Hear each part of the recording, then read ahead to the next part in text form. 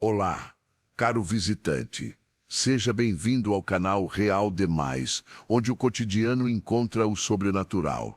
Eu sou seu guia nesta noite e estou aqui para te acompanhar em uma jornada que vai além dos limites da realidade.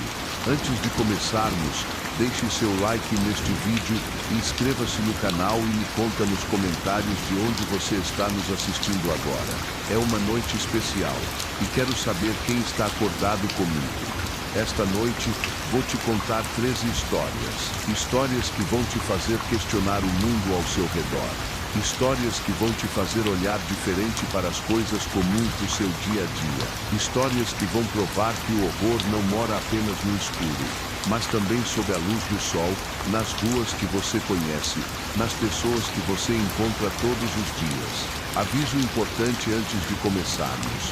Este conteúdo é extremamente perturbador. Contém cenas de violência, morte, assassinato, desaparecimentos e fenômenos sobrenaturais intensos. Se você tem sensibilidade a esses temas, considere pausar agora.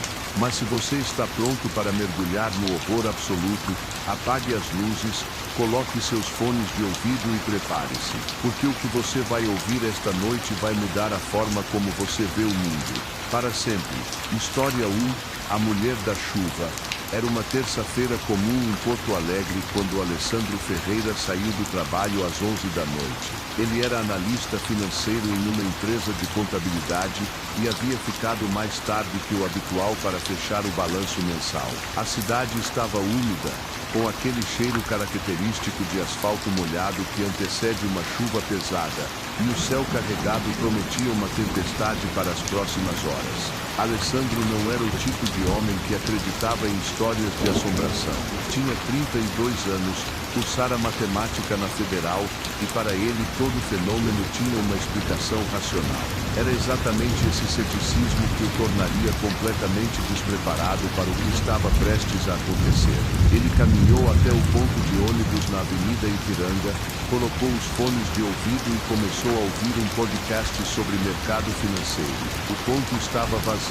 Eram 11h40 da noite e a maioria das pessoas sensatas já estava em casa. Alessandro não se incomodou. Estava acostumado com aquele horário.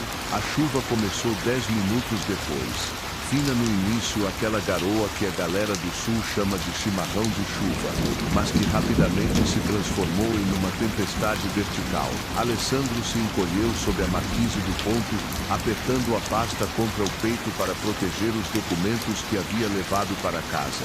Foi então que ele a viu. Uma mulher estava parada do outro lado da rua, parada no meio da chuva, sem guarda-chuva, sem capa, sem nenhuma proteção contra a água que caía torrencialmente. Ela estava encharcada, seu vestido branco colado ao corpo, seu cabelo preto escorrendo sobre o rosto, e ela estava olhando diretamente para Alessandro. Ele sentiu um desconforto imediato. Não havia nada de sobrenatural no que estava vendo, ao menos não ainda. Era apenas uma mulher parada sob a chuva, mas havia algo na forma como ela olhava, algo que fazia a nuca de Alessandro formigar. Ele tentou desviar o olhar, olhou para o celular, verificou a previsão de chegada do ônibus, 23 minutos, olhou de volta para a rua. A mulher havia atravessado, estava agora do mesmo lado que ele, a uns 15 metros de distância, ainda parada, ainda encharcada, ainda com os olhos fixos nele. De perto, Alessandro pôde ver que ela era jovem, talvez 25 anos, bonita de uma forma perturbadora, com traços muito precisos, quase artificialmente simétricos. Mas o que chamou sua atenção mesmo foram os olhos. Eram completamente negros, não apenas a íris, não apenas a pupila. A parte inteira era negra, como se alguém tivesse colocado 2 pedras de obsidiana no lugar dos olhos. Alessandro recuou instintivamente, encostou as costas na parede da marquise. A mulher sorriu, um sorriso que não combinava com o rosto. Era amplo demais, ia largo demais, mostrava dentes demais. Ela caminhou em direção a ele. Alessandro sentiu o pânico subindo pela garganta. Tinha vontade de gritar, mas a voz havia sumido. Tinha vontade de correr, mas as pernas não obedeciam. Estava paralisado, completamente imóvel, enquanto a mulher se aproximava com passos lentos e deliberados, seus pés descalços encharcados fazendo um som úmido no asfalto. Ela parou a 1 metro dele, tão perto que Alessandro podia ver os fios de cabelo molhado colados em seu rosto, tão perto que podia sentir o cheiro dela, um cheiro de terra molhada, um cheiro de raiz, um cheiro de coisa enterrada.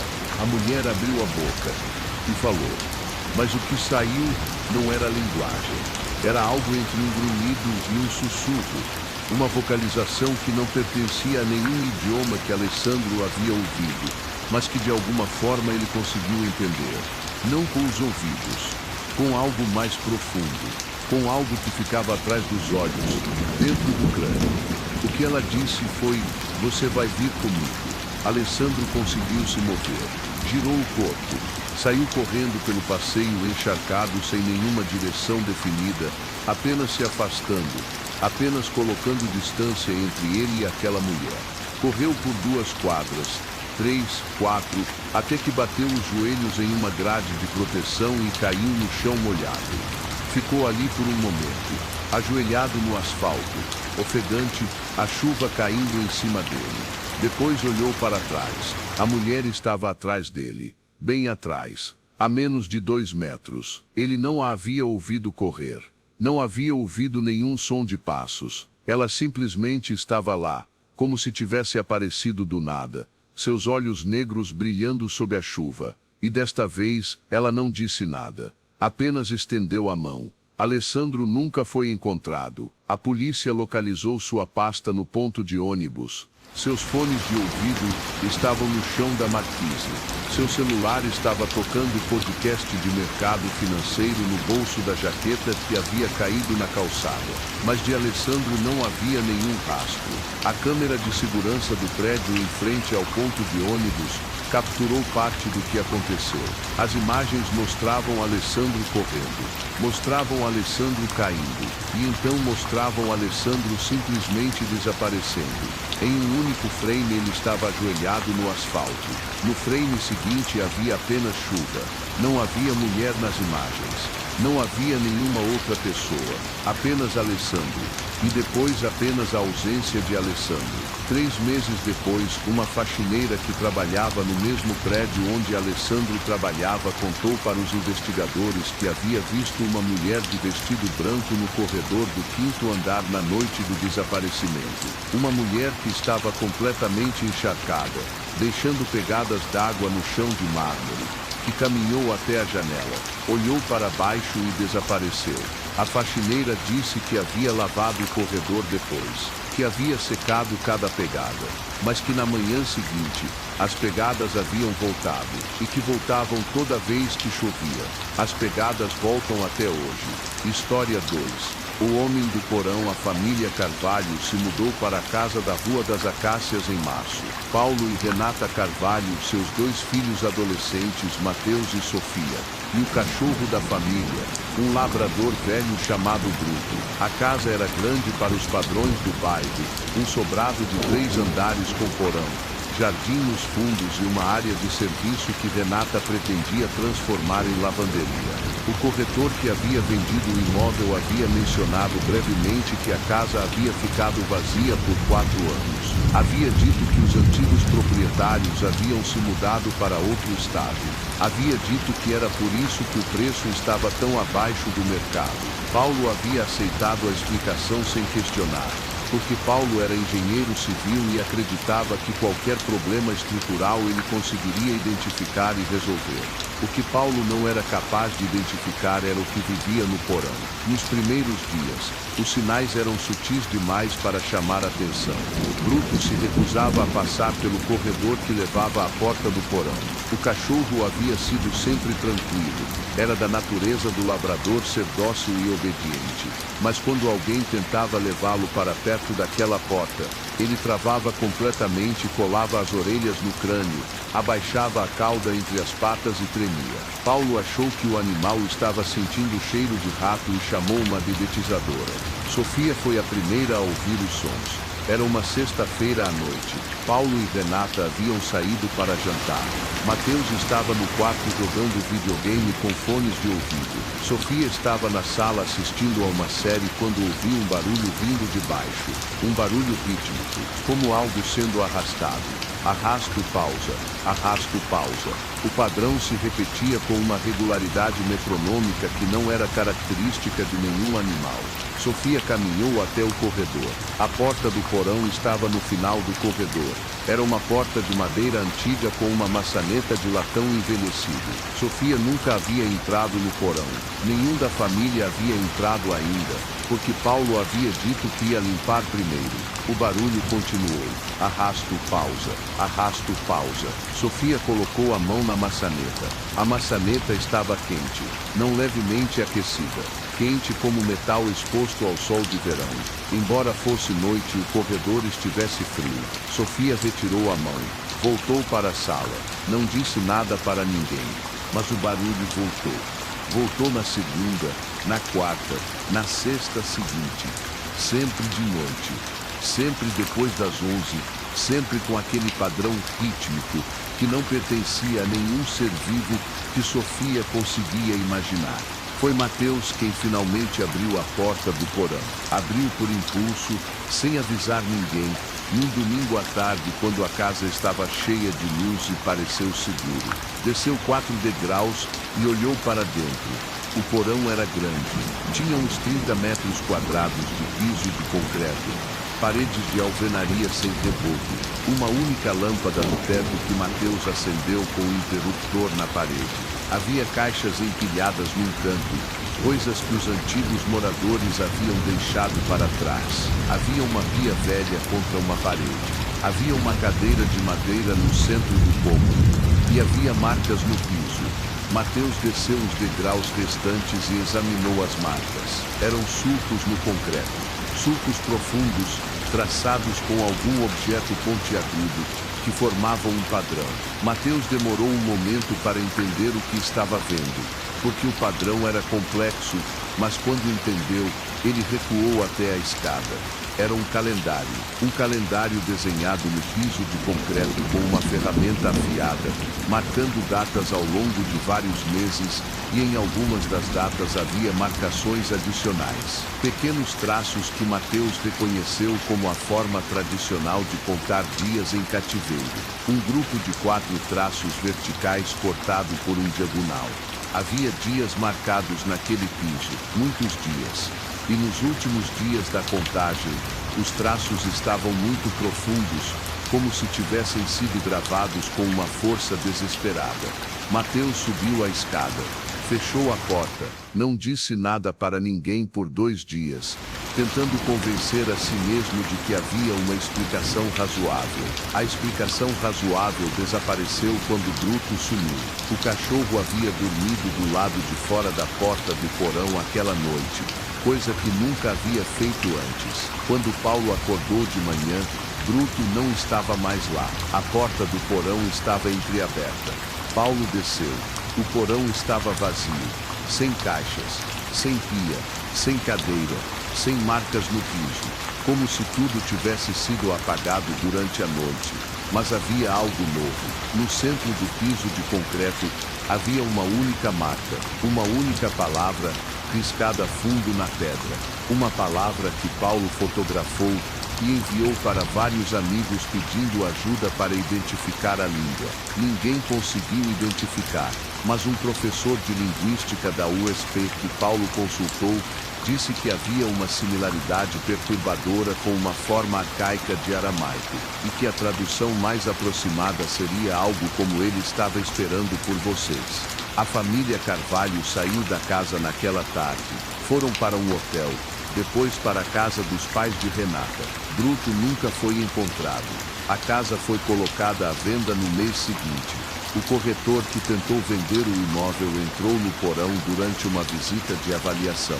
Não havia nada de anormal no cômodo. Piso de concreto limpo, paredes de alvenaria, a velha lâmpada no teto. O corretor ficou satisfeito. Ele não percebeu que a maçaneta da porta estava quente, não percebeu o cheiro de terra que subia do piso, e não percebeu que a lâmpada no teto havia piscado 3 vezes quando ele entrou, no mesmo padrão rítmico que Sofia havia ouvido meses antes. O corretor desapareceu na semana seguinte. História 3. A fotografia do espelho. Daniela Souza era fotógrafa profissional, especializada em retratos. Tinha um estúdio próprio no bairro de Pinheiros, em São Paulo, e uma lista de espera de 3 meses para quem queria ser fotografado por ela. Tinha 28 anos, olhos escuros, cabelo curto e um talento genuíno para capturar a essência de uma pessoa em um único frame. Foi durante uma sessão de fotos num casarão antigo alugado para um ensaio de moda que ela encontrou o espelho. O espelho estava num dos quartos do segundo andar que não estava sendo usado para o ensaio.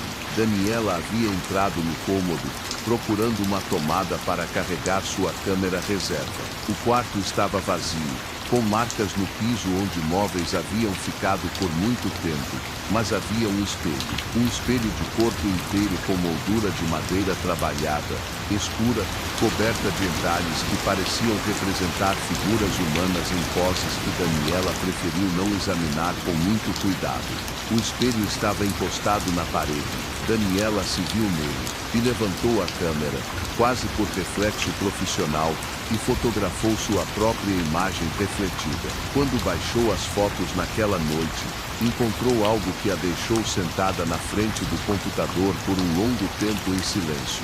Na fotografia, o quarto era idêntico ao que ela havia fotografado. As marcas no piso, as paredes descascadas, a janela ao fundo. Daniela estava lá, sua silhueta de costas para a câmera, visível no reflexo do espelho. Mas havia uma segunda figura no espelho. Uma figura que estava atrás de Daniela.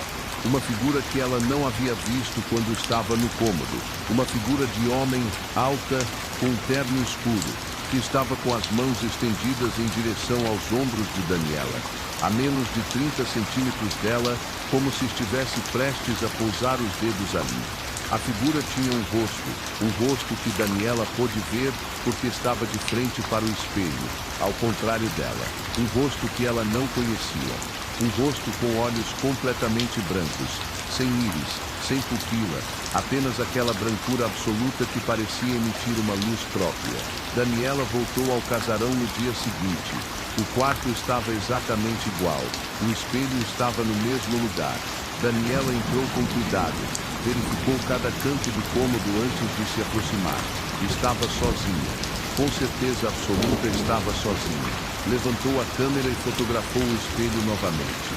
Quando abriu a imagem no visor da câmera, o homem estava lá, mais perto desta vez. As mãos já estavam sobre seus ombros, os dedos longos e pálidos apertando o tecido da jaqueta dela. E o rosto tinha uma expressão que Daniela levou um tempo para nomear: reconhecimento. O rosto tinha uma expressão de reconhecimento, como se ele a conhecesse, como se tivesse estado esperando por ela especificamente. Daniela saiu do cômodo rapidamente, desceu a escada, saiu do casarão, ficou no calçada por um longo tempo tentando respirar normalmente, mas não conseguiu parar de fotografar o espelho. Voltou mais 4 vezes ao longo das semanas seguintes, cada vez dizendo a si mesma que era a última, cada vez sendo incapaz de ficar longe. A compulsão era algo que ela não sabia nomear. Era como um anzol atrás do externo que a puxava de volta para aquele quarto. Em cada visita, o homem estava mais perto. Nas últimas fotografias, o rosto dele estava a centímetros do pescoço de Daniela.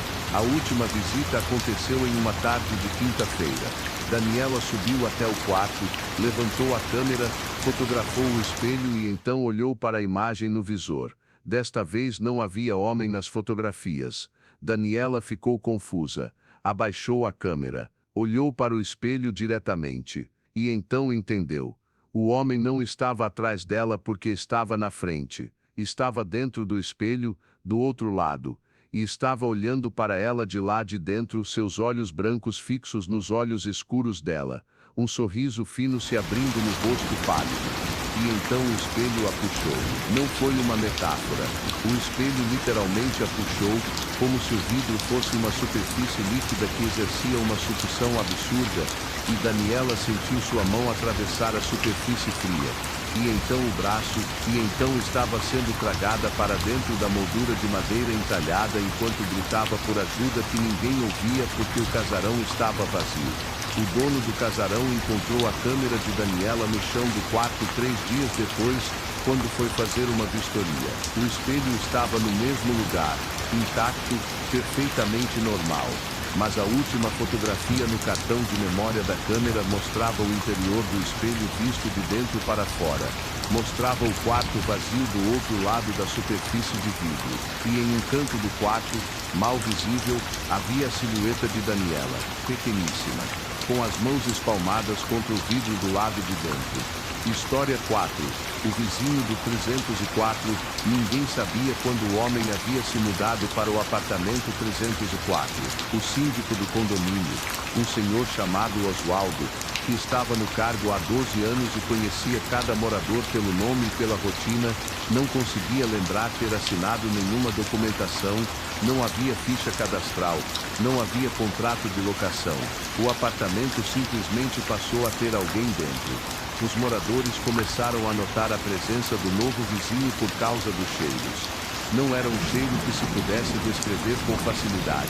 Era algo entre o formol que se usa em laboratórios de anatomia e o odor de terra escavada em cemitério. Um cheiro que aparecia de noite, infiltrando pelos vãos das portas, descendo pelos corredores, chegando até os andares de baixo de uma forma que desafiava a ventilação do prédio.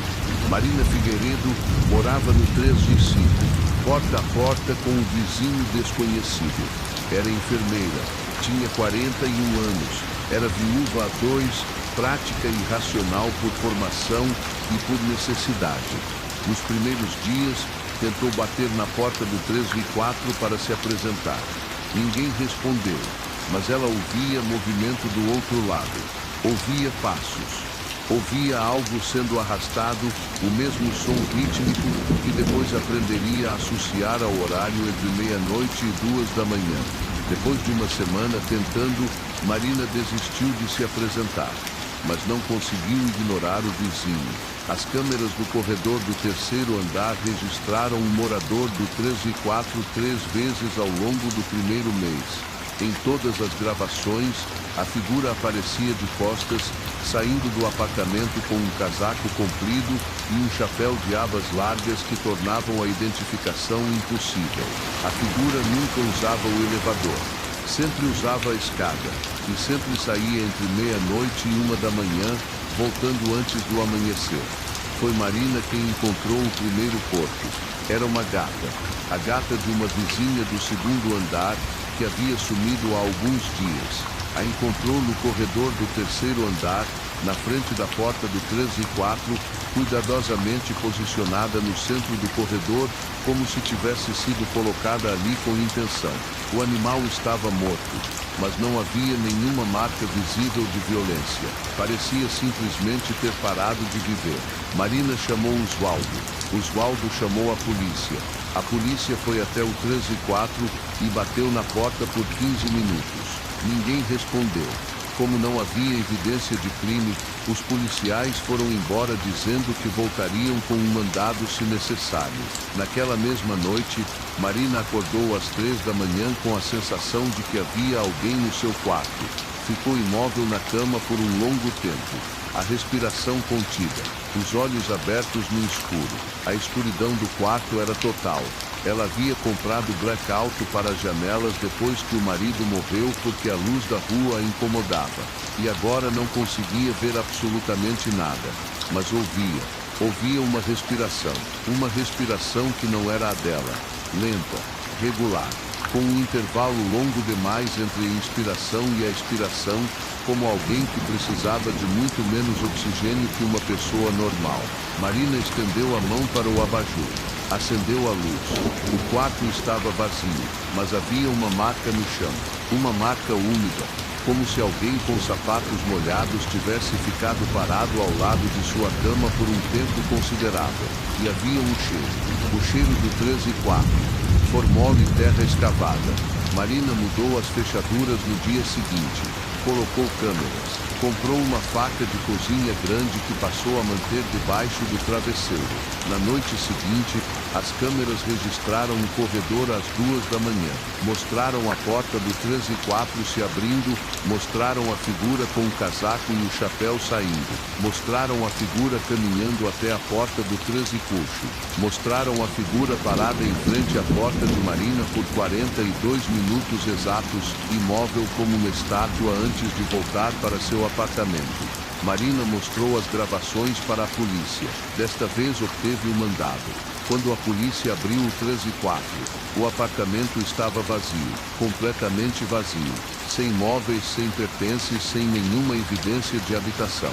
Mas havia um odor tão intenso que 2 dos policiais precisaram sair para vomitar no corredor. E havia marcas no piso de madeira, sulcos que formavam um padrão, uma lista de nomes. 17 nomes, 17 pessoas que haviam desaparecido naquele bairro ao longo dos últimos 5 anos. O último nome na lista era o de Marina. Ele havia sido adicionado recentemente. A tinta ainda estava úmida. História 5. O campo de milho, a estrada estadual que cortava o interior de Minas Gerais, era uma fita de asfalto rachado entre campos de milho que se estendiam até o horizonte dos 2 lados. Pedro Almeida dirigia havia 4 horas. Estava indo visitar o pai que morava em uma cidade pequena a mais 3 horas de distância. No carro havia esquentado no pior lugar possível, no trecho mais isolado da rodovia, onde não havia postos, não havia casas, não havia sinal de celular. Pedro parou o carro no acostamento, saiu para verificar o motor, concluiu que precisava esperar esfriar e ficou encostado na lateral do veículo olhando para os campos de milho que chegavam até a beira da estrada. As plantas tinham quase 2 metros de altura e estavam no pico da safra, densas o suficiente para bloquear completamente a visão para além de uns poucos metros dentro do campo. Era final de tarde. A luz estava ficando dourada e rasante. O vento movia as espigas com um sussurro constante que Pedro achou quase hipnótico. Foi então que ele ouviu uma criança. Uma voz de criança, claramente, sem nenhuma ambiguidade, vinda de dentro do campo de milho à sua esquerda. Uma voz que chamava. Não chamava por um nome específico, apenas chamava. Um som que era quase uma cantiga, rítmico e contínuo. Pedro ficou imóvel por um momento. Depois caminhou até a beira do campo. Olhou para dentro. Via apenas as primeiras fileiras de plantas e depois escuridão verde. Chamou. Tem alguém aí? A voz parou. Pedro recuou. Voltou para o carro. Verificou o motor, que ainda estava quente demais para continuar. Ficou de pé no acostamento sentindo o vento das espigas. A voz voltou, mais perto desta vez, como se a criança tivesse se aproximado da beira enquanto Pedro olhava para o motor. Pedro foi até o campo novamente. Entrou uns 3 metros entre as fileiras de milho, o suficiente para que a estrada ficasse encoberta pelas plantas. Chamou de novo e viu algo.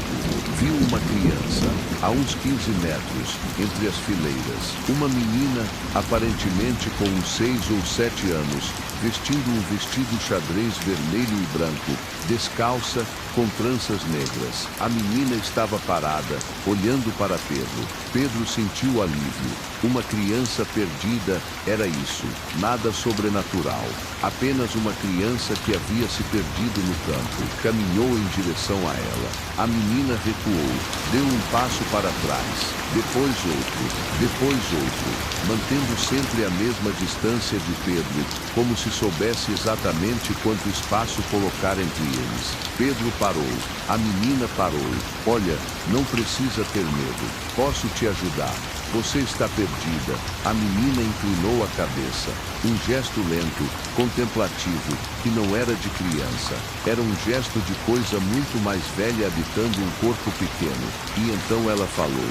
A voz que saiu da boca da menina não era voz de criança. Era uma voz grave, rouca, múltipla, como se várias gargantas estivessem falando ao mesmo tempo de dentro de um único corpo. A voz disse, em um português claro e preciso, você não deveria ter entrado. Pedro virou e correu. Correu entre as fileiras de milho em direção à estrada, as espigas batendo no seu rosto e nos seus braços, o barulho das plantas engolindo o som de seus próprios passos. Correu sem olhar para trás, porque sabia, com uma certeza que era anterior ao raciocínio, que olhar para trás seria fatal.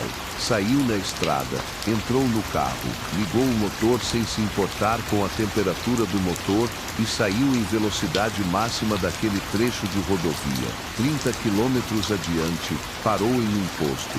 Saiu do carro com as mãos tremendo. Pediu um copo d'água para a atendente. A atendente olhou para ele com uma expressão estranha. Disse que ele estava sangrando. Pedro olhou para os braços. Havia marcas finas e paralelas, como arranhões feitos por dedos longos que cobriam os dois antebraços do pulso até o cotovelo. Marcas que ele tinha certeza que não estavam lá quando havia entrado no campo. A atendente perguntou o que havia acontecido.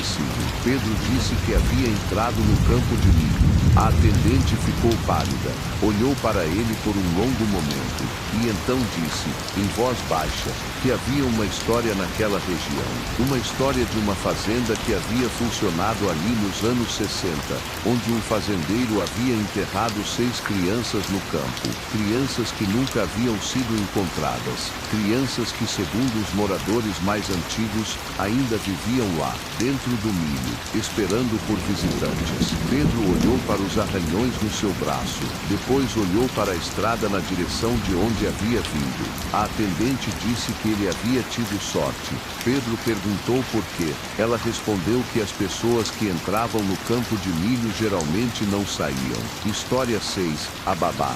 Karina tinha 19 anos e precisava de dinheiro para pagar a faculdade. Trabalhava como babá nos fins de semana para a família Monteiro, um casal de advogados com 2 filhos pequenos, Henrique de 4 anos e Clara de 2. Era um trabalho tranquilo, o apartamento dos Monteiro era amplo e seguro, as crianças eram bem comportadas, e o casal pagava bem. Mas havia algo que Karina nunca havia gostado no apartamento. Havia uma porta no corredor que levava aos quartos, que estava sempre fechada e para a qual o casal nunca havia lhe dado a chave. O senhor Monteiro havia dito que era apenas um depósito, que estava bagunçado, que não precisava entrar lá. Karina havia aceitado sem questionar. O problema começou quando Henrique começou a falar sobre o homem. Era uma sexta-feira à noite. Os pais haviam saído para um jantar. Karina havia dado banho nas crianças, havia feito a janta, havia colocado Clara na cama e estava assistindo a um desenho com Henrique no sofá quando o menino apontou para o corredor e disse com total naturalidade que o homem estava olhando para eles de novo. Karina olhou para o corredor. Estava vazio. Perguntou para Henrique de qual homem ele estava falando. Ele disse que era o homem da porta, o homem que ficava atrás da porta fechada. Ele aparecia às vezes e ficava no corredor olhando. Karina disse que não havia ninguém ali. Disse que eram apenas sombras. Henrique olhou para ela com a seriedade específica das crianças pequenas que sabem que estão sendo contrariadas por adultos que não querem ouvir a verdade. Disse que o homem estava lá, que estava olhando agora. Karina olhou de volta para o corredor. Desta vez havia algo. No final do corredor, onde a luz era mais fraca, havia uma forma humana, alta, imóvel, que estava de pé em frente à porta fechada. Não era suficientemente definida para chamar de pessoa, mas também não era suficientemente indefinida para descartar como ilusão de ótica. Karina ficou imóvel no sofá por alguns segundos. A forma não se mexeu. Karina ligou para a luz geral do corredor, O corredor estava vazio, mas a porta da porta fechada estava entreaberta. Apenas alguns centímetros, mas entreaberta, quando havia estado fechada o tempo todo desde que os Monteiro haviam saído. Karina colocou Henrique no quarto, trancou a porta do quarto, voltou para o corredor. Ficou parada em frente à porta entreaberta por um longo tempo, ouvindo o silêncio do outro lado. Empurrou a porta. O cômodo era um escritório. Uma mesa, estantes de livros, um computador. Não era nenhum depósito. Era um escritório claramente em uso, com papéis sobre a mesa e um copo com água que ainda estava fresco. Mas o que chamou a atenção de Karina foram as fotos. Havia fotos nas paredes. Muitas fotos emolduradas, fotos de pessoas diferentes, em locais diferentes, em situações cotidianas. Mas havia algo que todas tinham em comum. Em todas as fotos, havia uma figura adicional que a pessoa fotografada claramente não sabia que estava lá. Uma figura alta, escura, sempre em um canto ou em segundo plano, sempre olhando diretamente para a câmera como se soubesse que estava sendo fotografado. A mesma figura em todas as fotos. O mesmo homem alto, escuro, com a postura específica de quem está observando. Karina reconheceu a figura. Era a mesma forma que havia visto no corredor. E então Karina viu a última foto. A que estava pendurada centralmente, maior que as outras, em moldura de prata. Era uma foto do apartamento, do corredor, tirada de onde Karina estava naquele momento. E na foto, havia Karina parada no corredor na noite anterior, quando havia chegado para trabalhar. E atrás de Karina, na foto, estava o homem, com as mãos sobre seus ombros, com o rosto encostado no pescoço dela. A foto havia sido tirada de dentro do escritório, pela janela de vidro que dava para o corredor. Karina saiu correndo do apartamento com Henrique e Clara e nunca mais voltou.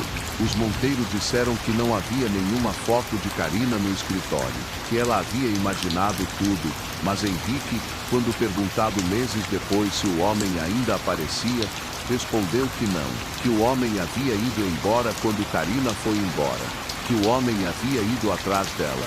História 7. O trem das 3. A estação de metrô ficava no subsolo, a 40 metros abaixo do nível da rua, e era uma das mais antigas da linha. Havia sido inaugurada nos anos 80, nunca havia passado por uma reforma completa e conservava uma estética de concreto cinza e luminárias fluorescentes que davam às pessoas uma tez levemente cadavérica. Marcos trabalhava como segurança da estação no turno da madrugada. Era um trabalho tranquilo, as últimas composições passavam antes de meia-noite, e depois disso a estação ficava oficialmente fechada para o público. E Marcos passava as horas seguintes fazendo rondas pelos corredores vazios, verificando câmeras e tomando café. Havia 5 anos que trabalhava ali. Havia 5 anos que sabia que a estação tinha uma particularidade. Às 3 da manhã, um trem passava. Não parava. Apenas passava. Entrava no túnel norte, cruzava a plataforma em velocidade reduzida e saía pelo túnel sul, silencioso, completamente iluminado internamente e completamente vazio. Pelo menos, havia parecido completamente vazio nos primeiros anos. Marcos havia aprendido a ignorar o trem das 3. Havia aprendido que a melhor estratégia era estar no escritório de segurança quando ele passava, olhando para outra direção, tomando café, fingindo que era normal um trem rodar na linha depois que a operação havia sido encerrada. Seus supervisores, quando questionados, diziam que era um trem de manutenção, que era padrão operacional, que não havia nada de incomum. Marcos tinha aprendido a não questionar, mas na noite de um sábado de julho, havia um passageiro na plataforma quando o trem das 3 passou. Um homem. Marcos não sabia como ele havia entrado. As catracas estavam trancadas. As entradas estavam fechadas. As câmeras externas não haviam registrado ninguém descendo. Mas o homem estava lá, sentado em um banco da plataforma quando Marcos fez sua ronda da 1 da manhã. Um homem de meia idade com um terno que parecia de outra época, que olhou para Marcos sem nenhuma expressão quando ele se aproximou. Marcos pediu os documentos do homem. O homem não respondeu. Marcos pediu que ele saísse da plataforma. O homem não se mexeu. Marcos chamou pelo rádio para pedir apoio, mas o rádio estava com interferência, apenas ruído estático. O tipo de interferência que só havia quando havia uma tempestade acima, mas aquela noite estava clara. Marcos decidiu esperar o reforço e deixou o homem sentado no banco, enquanto voltava ao escritório para ligar pelo telefone fixo. Mas quando chegou ao escritório e olhou para os monitores de câmera, a plataforma estava vazia. O homem havia desaparecido. Marcos voltou à plataforma, confirmou que estava vazia. Foram quase 3 da manhã. O trem passou. Marcos estava na plataforma quando o trem passou. Havia se distraído verificando os trilhos e pela primeira vez em 5 anos ficou de frente para as janelas iluminadas enquanto a composição cruzava em velocidade reduzida. O trem não estava vazio. Havia passageiros. Havia dezenas de passageiros nos assentos. Pessoas comuns, de aparência comum, alguns olhando pelas janelas, outros com a cabeça baixa, outros conversando entre si. Uma cena absolutamente normal de metrô lotado, exceto que era 3 da manhã e aquele trem não deveria existir. Marcos ficou imóvel enquanto os vagões passavam, vendo os passageiros, e então viu algo que fez seu coração parar por um momento.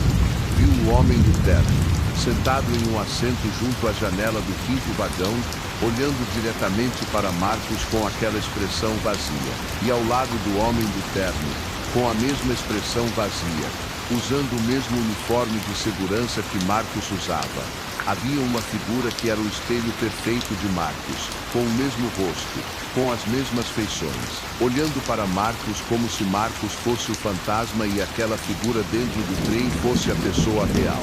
O último vagão passou. O trem desapareceu no túnel sul. Marcos ficou na plataforma por um longo tempo. Depois pediu demissão e nunca mais voltou àquela estação. O substituto de Marcos perguntou aos supervisores sobre o trem das 3. Os supervisores disseram que era um trem de manutenção, que era padrão operacional.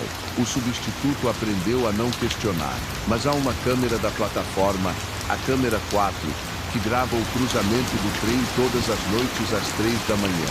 E quem se der ao trabalho de verificar as gravações vai ver os passageiros. E vai ver no 5º vagão o homem do terno. E ao lado do homem do terno, vai ver sempre uma figura diferente. Sempre alguém diferente no uniforme de segurança. Como se o trem fosse colecionando substitutos. Como se o trem estivesse esperando pelo próximo. História 8. O espelho do lago. A represa havia sido construída nos anos 50, alagando um vilarejo inteiro que o governo havia decidido sacrificar pelo progresso. As famílias foram realocadas, as casas foram abandonadas e as águas foram represadas, e debaixo daquela superfície quieta ficaram as ruas, as igrejas, os cemitérios, as histórias de quase 400 pessoas que haviam vivido ali por gerações. Lúcia Pereira era pesquisadora da Universidade Federal e estava documentando o vilarejo submerso para uma tese sobre patrimônio cultural. Havia passado 2 meses coletando depoimentos de descendentes dos antigos moradores, fotografando documentos históricos, montando um mapa do que havia existido embaixo da água. No último dia de sua pesquisa de campo, ela contratou um mergulhador local para descer até as ruínas. O mergulhador se chamava Benedito. Tinha 53 anos, havia crescido naquela região e havia feito aquela descida dezenas de vezes para turistas e pesquisadores. Conhecia cada rua submersa, cada construção, cada ponto de referência. Eu disse a Lúcia que a visibilidade costumava ser boa nessa época do ano e que ela poderia esperar imagens claras das ruínas. Desceu sozinho enquanto Lúcia esperava no barco com o equipamento de gravação. Benedito desceu 18 metros até o fundo da represa. A visibilidade estava boa. Ligou a câmera subaquática e começou a filmar, cruzando o que havia sido a rua principal do vilarejo, as fachadas das casas ainda de pé, as portas abertas, as janelas sem vidro. A câmera captou tudo com clareza. Quando Lúcia baixou o material naquela noite, passou horas assistindo às imagens. O vilarejo submerso era exatamente como havia imaginado. Ruínas silenciosas, cobertas de limo, habitadas apenas por peixes e plantas aquáticas. Havia algo de melancólico e belo naquelas imagens. E então Lúcia chegou ao trecho filmado na praça central do vilarejo. À praça havia um coreto. O coreto ainda estava de pé, sua estrutura de ferro oxidado mas íntegra após décadas debaixo d'água. E no coreto, sentados nos bancos ao redor da estrutura circular, havia pessoas, figuras humanas, sentadas nos bancos com a postura exata de quem descansa no fim de tarde. 8 delas, ao redor do coreto, com roupas que correspondiam ao estilo dos anos 50 imóveis, com os rostos voltados para a câmera de Benedito. As figuras não eram peixe, não eram corais, não eram nenhum fenômeno natural que Lúcia conseguia identificar. Eram formas humanoides perfeitamente definidas, sentadas com naturalidade no coreto de uma praça que ficava a 18 metros de profundidade numa represa. Lúcia assistiu ao trecho várias vezes. As figuras não se mexiam em nenhum frame, mas havia algo que mudava entre um frame e outro. Os rostos, em um frame os rostos estavam voltados para a câmera. No frame seguinte, os rostos haviam girado levemente, como se as cabeças tivessem se movido 1 grau ou 2 durante o intervalo entre exposições. Como se as figuras estivessem girando lentamente em direção à câmera. Lúcia ligou para Benedito naquela noite e perguntou se havia visto as pessoas no coreto. Benedito ficou em silêncio por um longo momento. Depois disse que havia visto as figuras sentadas no coreto.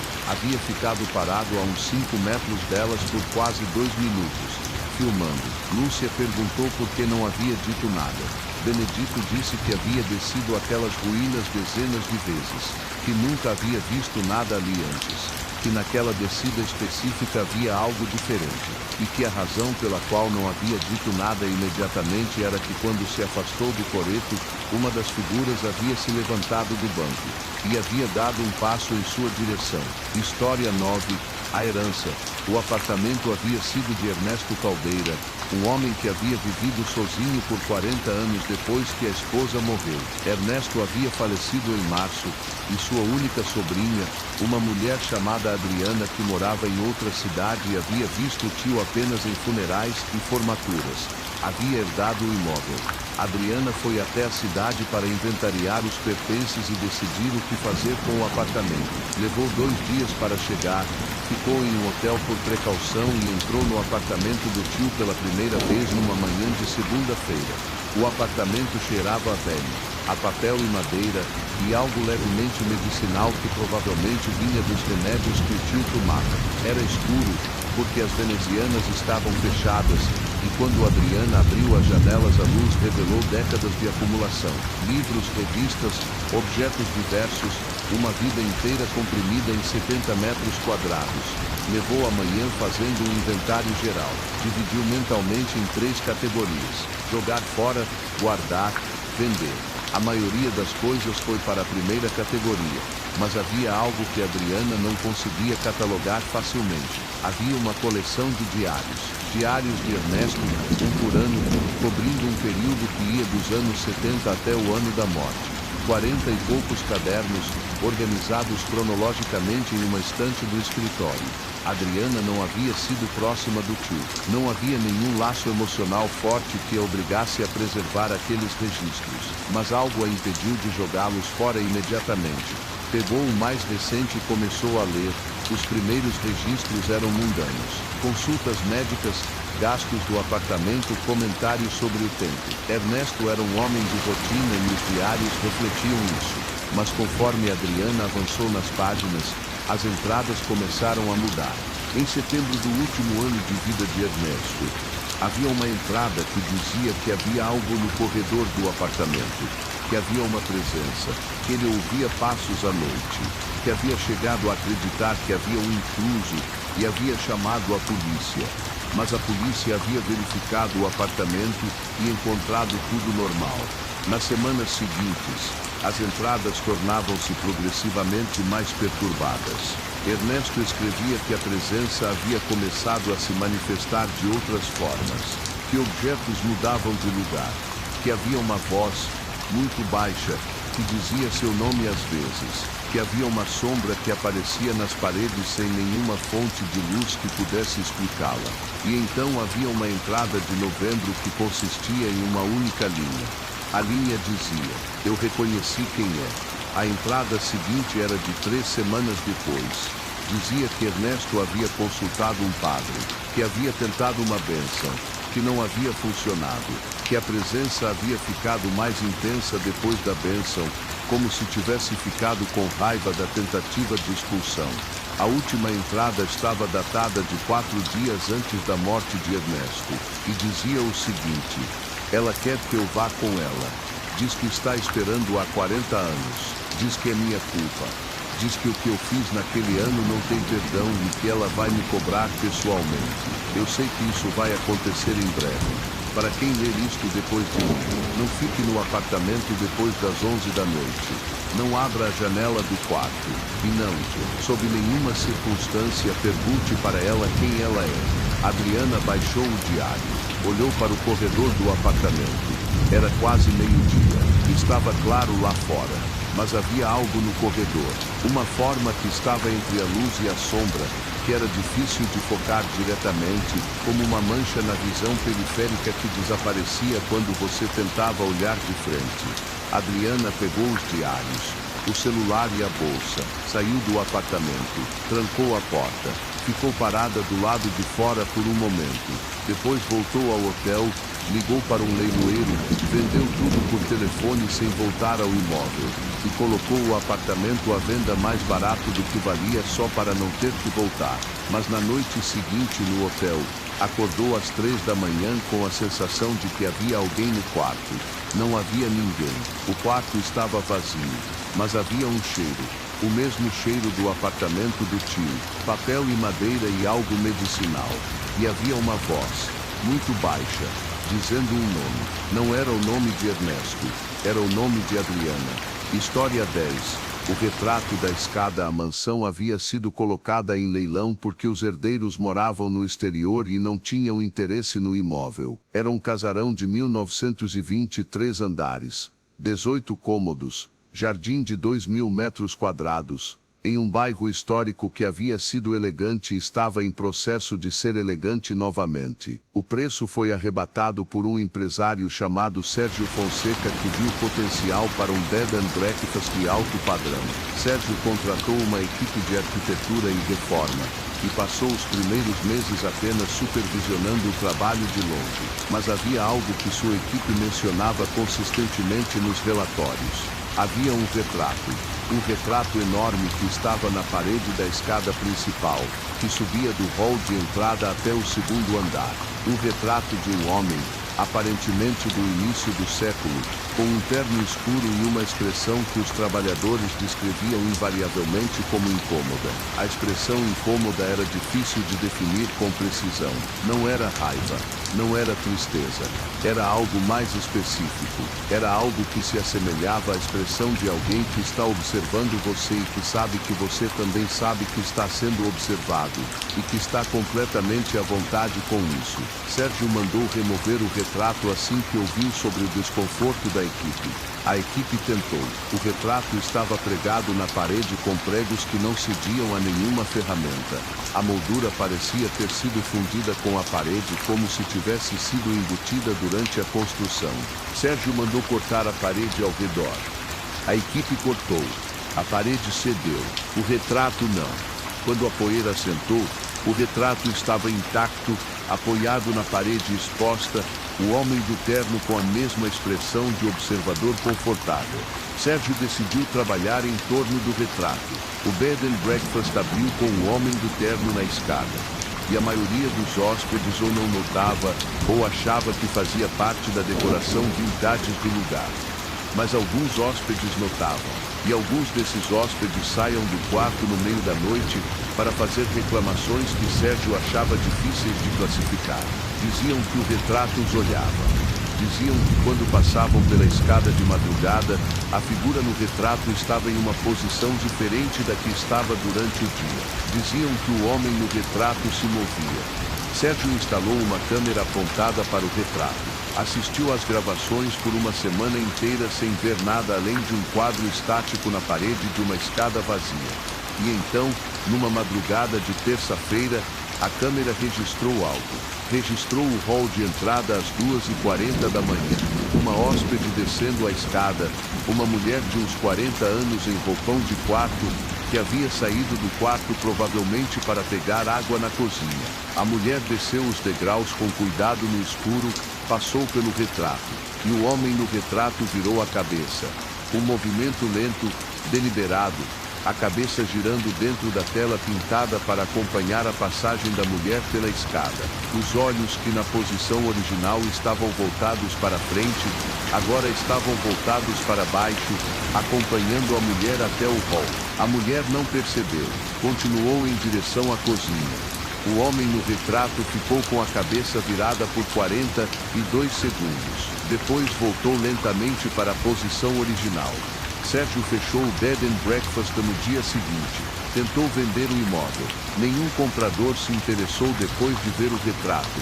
E Sérgio nunca entendeu bem por que as pessoas reagiam da forma que reagiam ao olhar para o quadro, porque para ele o homem do terno parecia apenas um homem comum de uma fotografia antiga. Até a noite em que Sérgio estava sozinho na mansão finalizando papelada. Estava na escada, passou pelo retrato e por um reflexo qualquer olhou diretamente para a tela.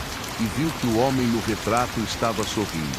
Um sorriso que Sérgio tinha certeza que não havia existido quando havia comprado o imóvel. Um sorriso fino, quase imperceptível, que não havia estado ali antes. E abaixo do sorriso, a mão esquerda do homem no retrato, que na composição original estava caída ao lado do corpo, estava agora levantada, com um único dedo apontado diretamente para Sérgio. História 11. O quarto 7. A pousada ficava em uma cidade litorânea pequena que tinha movimento apenas no verão. Fora de temporada, funcionava com o mínimo 2 ou 3 quartos ocupados por viajantes passando. E a dona, uma senhora chamada Conceição, tocava tudo praticamente sozinha. O quarto 7 ficava no final do corredor do segundo andar. Era o maior quarto da pousada, com varanda de frente para o mar, banheiro amplo, vista privilegiada. Deveria ser o mais cobiçado, mas o quarto 7 ficava vazio. Conceição nunca o alugava. Não estava listado nas plataformas de reserva. Quando hóspedes perguntavam sobre ele, ela dizia que estava em reforma. Havia anos que estava em reforma. Hélio Machado era jornalista e estava passando uma semana na cidade para escrever uma reportagem sobre turismo fora de temporada. Ficou na pousada porque era a única disponível. E ficou curioso com o quarto 7 na primeira noite quando ouviu sons vindos de lá. Sons de passos. Sons de alguém caminhando de um lado para o outro. Sons que tinham um ritmo de quem está agitado, de quem não consegue ficar parado. Hélio foi até a porta do quarto 7 e colocou o ouvido na madeira. Os sons eram claros. Havia alguém dentro do quarto.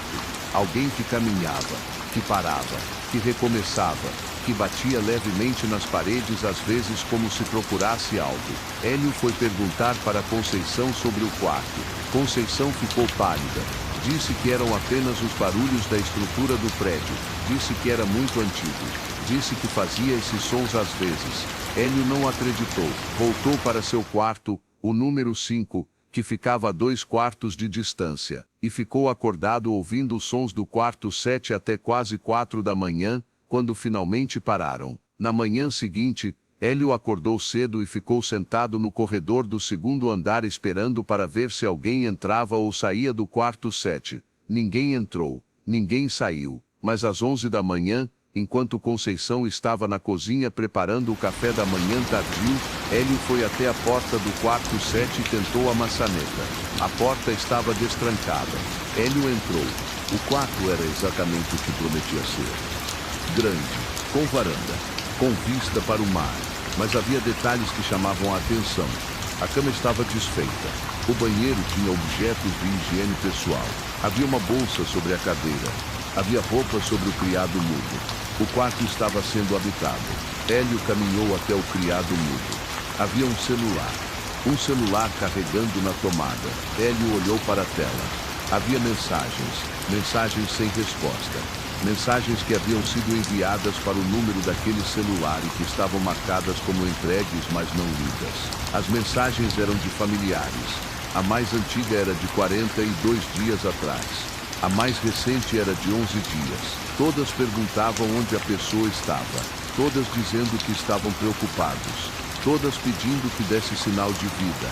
Hélio procurou pelo nome do titular do celular nas mensagens. Encontrou. Era uma mulher chamada Viviane. Hélio procurou Viviane nos sites de pessoas desaparecidas naquela noite. Encontrou. Viviane Correia, 34 anos. Havia sido dada como desaparecida 45 dias antes. Última localização conhecida era a cidade litorânea. Havia sido vista chegando de ônibus. Havia sido vista comprando mantimentos em um mercado. E depois nada. Hélio foi confrontar Conceição. Conceição ouviu tudo em silêncio. Depois disse devagar que Viviane havia chegado à pousada 6 semanas atrás, que havia pedido o quarto 7 especificamente, que havia pago em dinheiro por um mês adiantado, que havia entrado no quarto, fechado a porta e não havia saído mais. Hélio perguntou como assim não havia saído mais. Conceição disse que havia tentado entrar no quarto depois de 2 dias de silêncio, que havia tentado abrir a porta, que a porta havia aberto, e que o quarto havia estado vazio, sem Viviane, sem nenhuma evidência de que havia alguém lá. Mas os pertences de Viviane continuavam no quarto, e os sons continuavam todas as noites. E Conceição havia aprendido a não entrar depois do escuro porque uma vez havia entrado e havia visto algo sentado na cama que tinha o formato de Viviane, mas que quando virou o rosto em direção a ela não era Viviane. Hélio chamou a polícia. A polícia examinou o quarto, encontrou os pertences de Viviane, levou o celular para análise.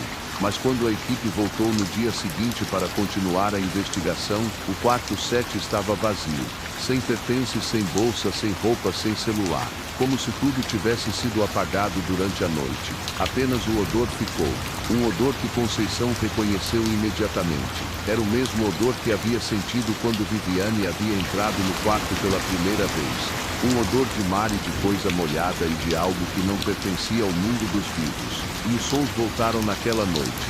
Os passos. O ritmo agitado de alguém que caminha de um lado para o outro. As batidas suaves nas paredes. Hélio ficou mais 3 dias na pousada. Ficou porque o jornalista nele não conseguia ir embora sem uma resposta. Ficou ouvindo os sons todas as noites. Ficou tentando entender o que havia no quarto 7. Na última noite, às 2 da manhã, Hélio abriu a porta do quarto 7 no escuro.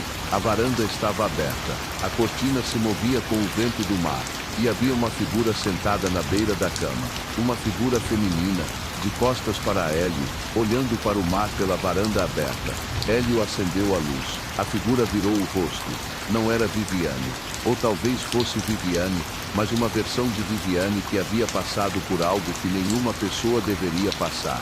Os olhos eram ocos. A pele estava com a cor errada. O sorriso que se abriu no rosto era largo demais para ser humano. Hélio fechou a porta. Saiu da pousada naquela madrugada sem pegar seus pertences. Nunca publicou a reportagem sobre turismo fora de temporada, mas meses depois publicou outra coisa, um texto curto em seu blog pessoal, sem byline, sem data. Um texto que dizia apenas que havia lugares onde as pessoas desapareciam e que o desaparecimento não era o fim, que havia algo pior que desaparecer. Havia voltar, havia ficar preso entre ir e não ir. Havia existir um espaço entre o mundo dos vivos e o que fica depois. O texto teve poucos leitores, mas os que leram e foram até a cidade litorânea para investigar relataram a mesma coisa. Que o quarto 7 da pousada tinha luz acesa à noite. Que havia sons de passos vindo de lá. E Conceição, quando perguntada, dizia apenas que estava em reforma. Sempre em reforma. História 12, o cemitério sem nome. A cidade tinha um cemitério oficial, bem mantido, com alamedas de árvores e carneiros ordenados. Mas havia outro cemitério, um cemitério que não estava em nenhum mapa, que não tinha nome oficial, que ficava nos fundos de uma propriedade pública abandonada a 2 quilômetros do centro. Um grupo de jovens encontrou o cemitério durante uma exploração urbana. Eram 5, Rafael, Bruna, Caio, Isabela e Tiago. Tinham entre 18 e 22 anos, eram amigos de faculdade e documentavam lugares abandonados para um canal do YouTube que tinha alguns milhares de seguidores. A propriedade era grande. Havia sido uma fazenda décadas atrás, depois havia sido incorporada pelo município com planos de construção que nunca se concretizaram. Os prédios estavam em ruínas. A vegetação havia tomado conta. Era o tipo de lugar que aparecia nos sonhos das pessoas que gostavam de exploração urbana. Eles entraram de tarde, bem antes de escurecer, porque eram prudentes o suficiente para saber que exploração urbana no escuro era mais perigosa do que precisava ser. Documentaram os prédios principais, encontraram artefatos interessantes, gravaram bastante material. Tiago encontrou um cemitério por acidente, afastando ramos de uma vegetação densa que crescia nos fundos da propriedade. As pedras eram simples, sem nome, apenas números gravados, alinhadas em fileiras regulares que sugeriam que havia sido um processo organizado, não um descarte aleatório. Não havia cruzes, não havia flores, não havia nenhum dos elementos que geralmente acompanhavam um espaço funerário. Apenas pedras numeradas em fileiras sobre terra que era claramente diferente da terra ao redor, mais escura, mais densa, como terra que havia sido revolvida muitas vezes. Rafael contou as pedras enquanto os outros filmavam. Havia 83 pedras numeradas de 1 até 83. Bruna fotografou cada uma. Caio filmou o espaço completo para ter uma visão geral. Isabela fez anotações. Tiago ficou em silêncio durante toda a exploração do cemitério, o que os outros acharam estranho porque Tiago era normalmente o mais falante do grupo. Quando saíram da propriedade, já estava escurecendo. Foram a um bar próximo para rever o material.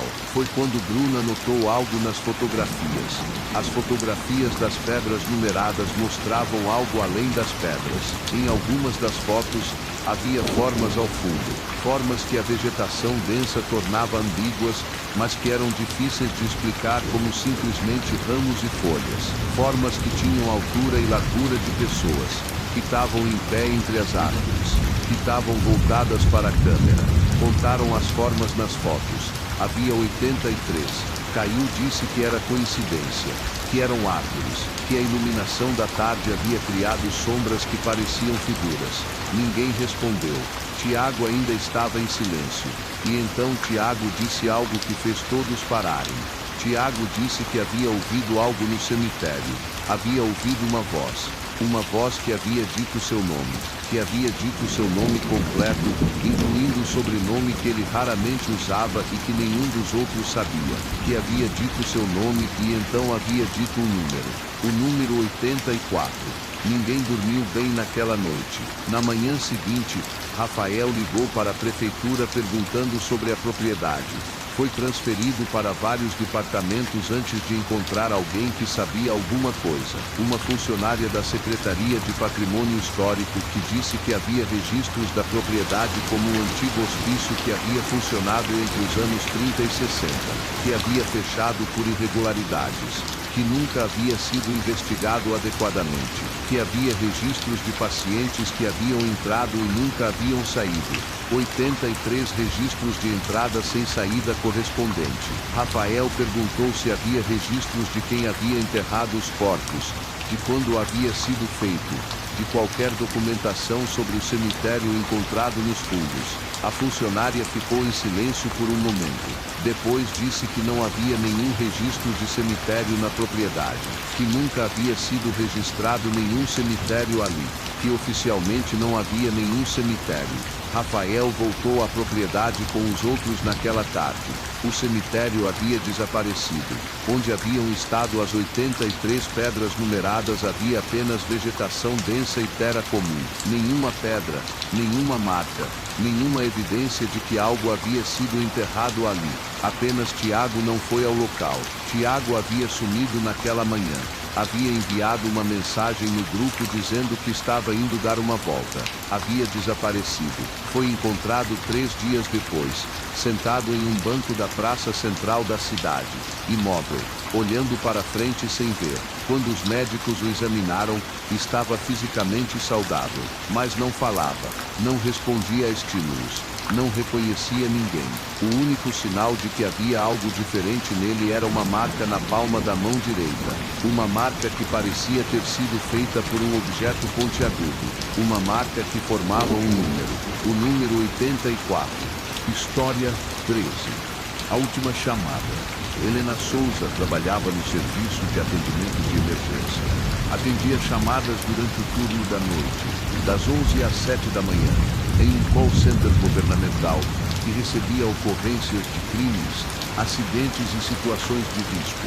Era um trabalho pesado emocionalmente, mas Helena havia desenvolvido ao longo dos anos uma capacidade de manter a calma que seus supervisores admiravam. Havia uma chamada que a assombrava desde o início de sua carreira. Não era uma chamada que ela havia atendido. Era uma chamada que havia sido atendida por sua antecessora no posto.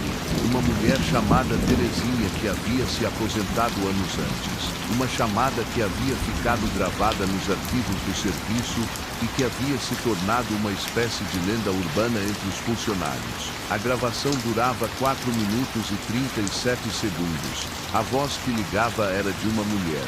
Uma mulher que falava com calma desconcertante, sem nenhum sinal de pânico, mas cujo relato era absolutamente perturbador. A mulher dizia que havia alguém em sua casa, que havia alguém no quarto ao lado, que conseguia ouvir a respiração do invasor através da parede. Terezinha perguntava o endereço. A mulher fornecia um endereço em um bairro residencial. Terezinha dizia que estava enviando uma equipe. A mulher dizia obrigada, e então ficava em silêncio por alguns segundos. E então dizia, em um tom diferente, mais baixo, que precisava contar uma coisa. Terezinha perguntava o que era. A mulher dizia que havia algo estranho no invasor, que havia conseguido vê-lo pela fresta da porta, que ele estava parado no meio do quarto, que estava imóvel, que estava de pé em uma posição que nenhuma pessoa ficaria normalmente, com a cabeça inclinada para o lado, com os braços levemente afastados do corpo, como uma boneca articulada colocada em uma pose. Terezinha dizia que a equipe estava a caminho. A mulher dizia que ele havia virado a cabeça,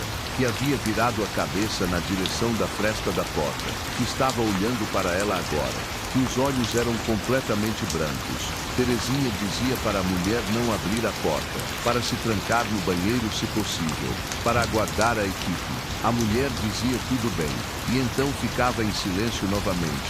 A gravação captava apenas a respiração da mulher por quase 2 minutos. Respiração regular, controlada, de alguém que estava tentando muito não fazer barulho. E então a voz da mulher voltava, muito baixa desta vez, quase um sussurro.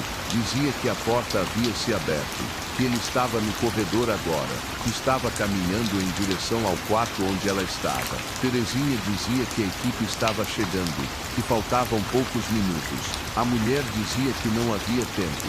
Dizia que ele estava do lado de fora da porta agora. Dizia que conseguia ver a sombra dele pelo vão inferior da porta.